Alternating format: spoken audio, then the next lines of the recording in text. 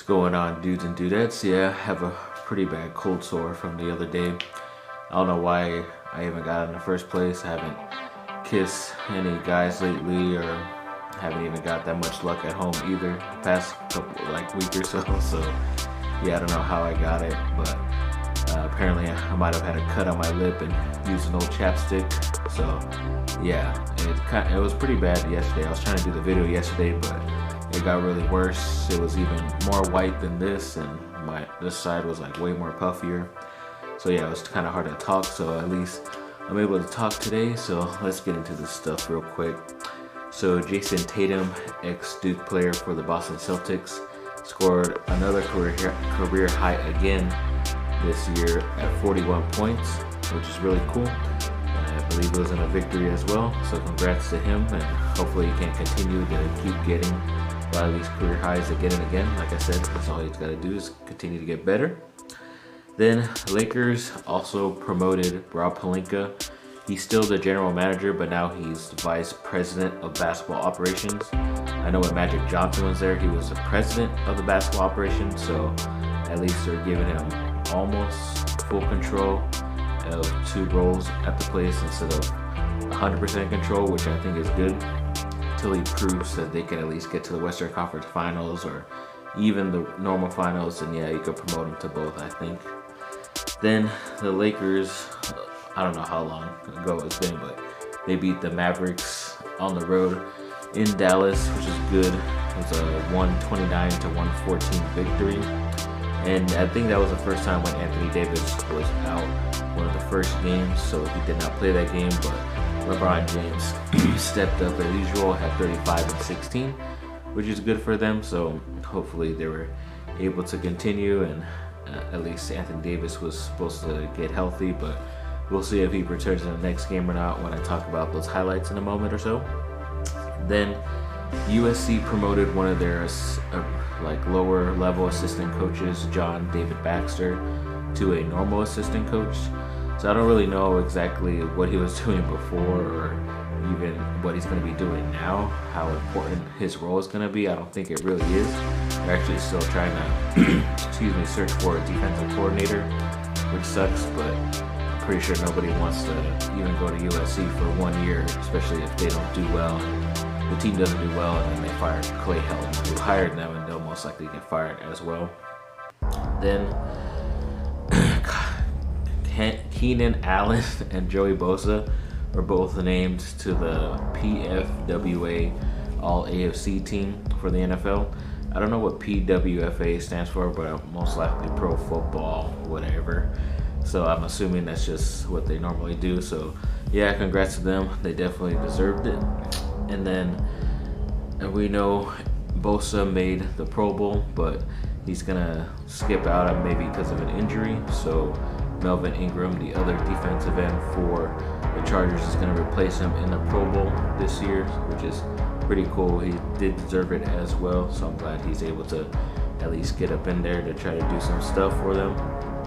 Then another bit of freaking Chargers news: Drew Tranquil, the rookie linebacker from Notre Dame, he made another PFWA all-rookie team for his side in special teams, which is where he started in the year, but eventually played the middle linebacker position and was doing pretty good for the Chargers. So really glad pickup for them. A guy I didn't know that much about, so I'm kind of glad he's on the Chargers now. So that's a good pick by them. Then Duke beat Wake Forest last week, I believe it was, 90-59. So a big controlling win. I remember saying the last time that it was a chance for them to maybe lose just because they were on the road. And Wake Forest has tried to upset them a couple times before. And yeah, I just had a feeling that Duke might end up losing at some point the next time I talk to you guys. And yeah, I think it did happen, but I'll probably get into that real quick in a little bit. But yeah, just had a feeling it might happen. Good thing it did not happen to the team in Wake Forest, who's a lot lower than the team it may have happened to that I might talk about later. But yes, keep going. So Keaton Slovis was also named to a freshman All-American title, and then now he's also the third best betting person according to Vegas, to win the Heisman next year, which is pretty crazy because it's not set in stone that he's going to get the starting quarterback position from JT Daniels again. So we'll have to wait and see what that happens in the spring or maybe after summer workouts. But a lot of high hopes for Slovis going into next season. Then Antonio Gates, an ex-Chargers tight end for a very long time, pretty much his whole career. He finally officially retired the other day. So congrats to him on a long historic career. I believe he's has the most reception touchdowns by a tight end, and he's like top 3 or top 4 in all other categories as far as stats wise for a tight end. So congrats to him. Then the Lakers went on the road, and I believe at this time against OKC, and LeBron was held out of this game along with Anthony Davis, but he was sick I think at this time. And so Kyle Kuzma had to step up, a guy who's been in trade rumors a lot, but he did step up really well. He scored the most for the Lakers with 36 points, which is cool to see. And then also Rajon Rondo stepped up off the bench as well, or maybe he was in the starting thing, I don't know. But he did have a line of 21 points, 12 assists, and 8 rebounds, so that's really cool for a veteran like that to show up against a pretty sneaky good OKC team. So I'm glad they got the W there. And yeah, hopefully they can continue, and I'll keep going in this video, see if they did get more W's or not. Then Zion Williamson, the ex-Duke guy, went #1 overall to New Orleans, finally making his NBA debut officially January 22nd. They're targeting against the Spurs. A lot of, I think TNT was hoping he might come back on Monday for MLK Day, which is coming up soon, because obviously he'll be out in the spotlight and they could promote it a lot more, but you never know, he might sneak in there. Then USC basketball, they went on the road at UCLA, which is not that far, but they still went on the road and beat UCLA, which I'm happy about, 74-63. Good crosstown rivalry to get that one out of the way. Hopefully they can get the same victory at home whenever that is in a couple weeks. Then the Anaheim Ducks played Nashville Predators and they beat them 4-2, and there hasn't really been much wins for the Ducks, so I'm glad they're able to at least get one of these wins, at least 1 or 2 a week at least. Then number 2 overall quarterback drafted Marcus Mariota by the Tennessee Titans, who was recently benched this year, but because he's a free agent, and they're saying because he has a lot of ties to Hawaii and California that he might be a good landing spot for the Chargers. I don't know if the price is right, if he doesn't ask for too much for a couple years or maybe 1 year to see what he can do. And then depending to what the Chargers do in the draft, if they want to go for a young quarterback, we'll have to wait and see. But yeah, it should be interesting. I think he has a lot to prove, so it might be a good thing to refresh and restart at a new place like LA. And with the Chargers, with the team he was hoping to get drafted by when he was coming out, so you never know how that can work, but we'll see. Well, hopefully you don't hear the Spanish music outside, so I don't get any copyright stuff. But so yes, the Lakers beat the Cavaliers, LeBron's old team, 128-99. So everybody got tacos, I'm assuming, because it was a home game finally.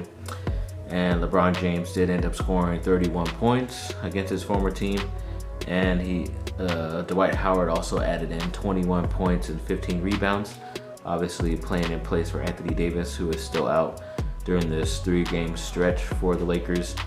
Yeah, it's been pretty tough that Davis is still out, and especially with the All-Star game coming up soon. Kind of wanted him to play because he might get voted in as a starter, but he might end up skipping it altogether if he doesn't end up coming back before then as well, which would kind of suck, but we'll see how that ends up turning out.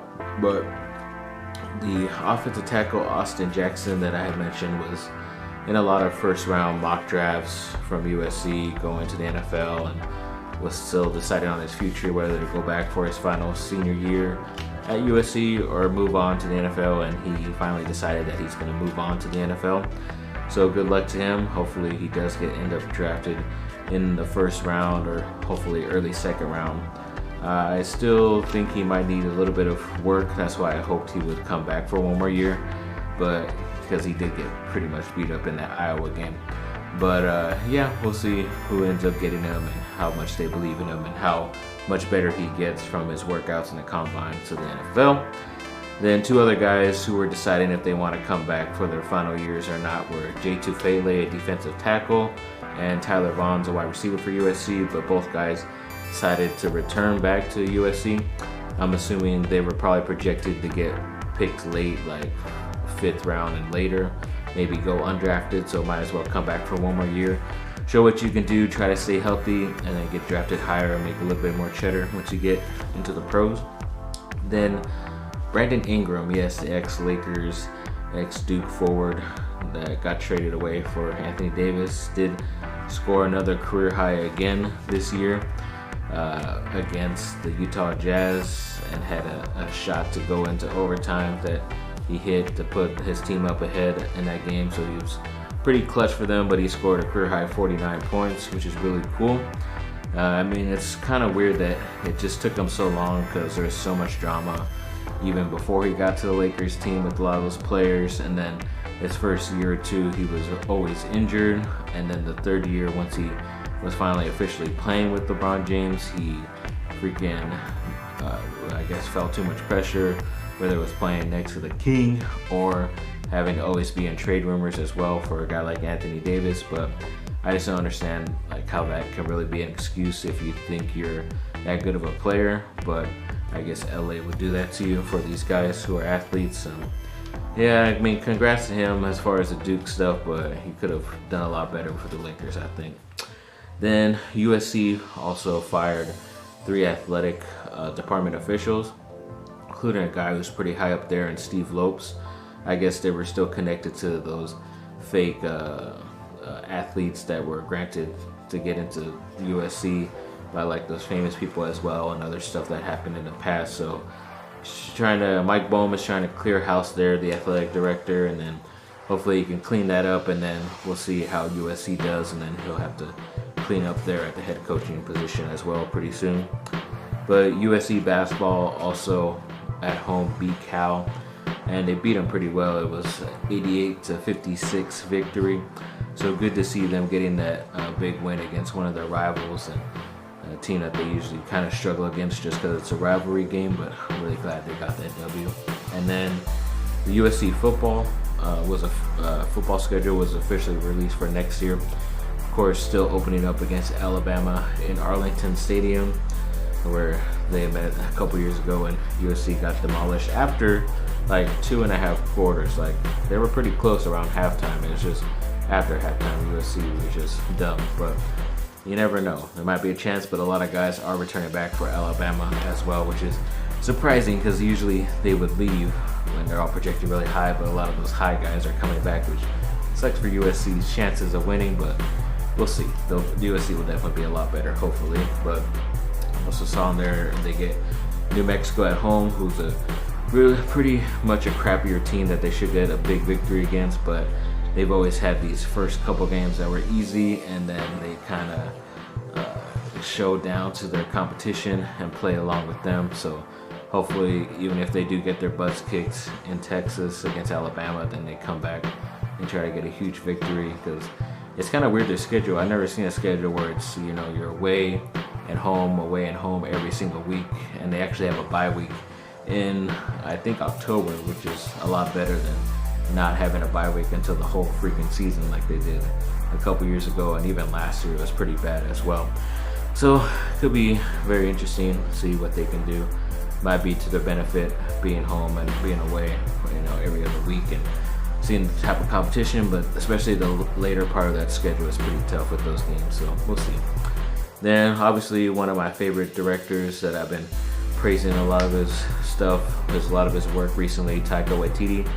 Tell you guys all about him, to watch his movies, that they're really awesome, and done a really good job with doing certain things. And he did get a little bit of an opportunity Star Wars wise to direct a couple episodes of that Mandalorian series that's on Disney Plus. I still haven't seen it, but yeah, I guess he's supposedly in talks to be one of the first people to direct these newer type of Star Wars movies coming in a couple years that are not part of like the Skywalker saga, whatever the heck these last 9 episodes were about.